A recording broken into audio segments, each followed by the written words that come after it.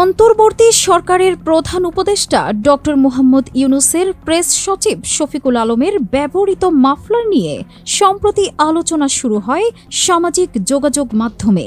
কেউ করেন সমালোচনা, কেউ মাতেন রসিকতায়। বাদ যাননি খোদ প্রেস সচিবও।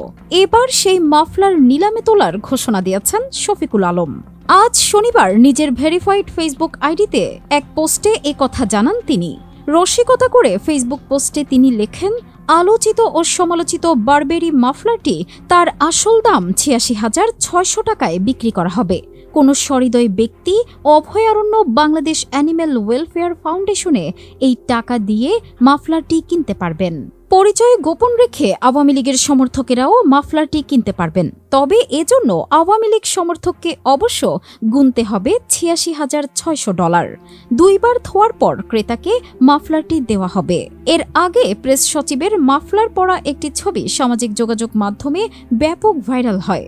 কেউ কেউ দাবি করেন মাফলারটির দাম $৮৬,৬০০ টাকা।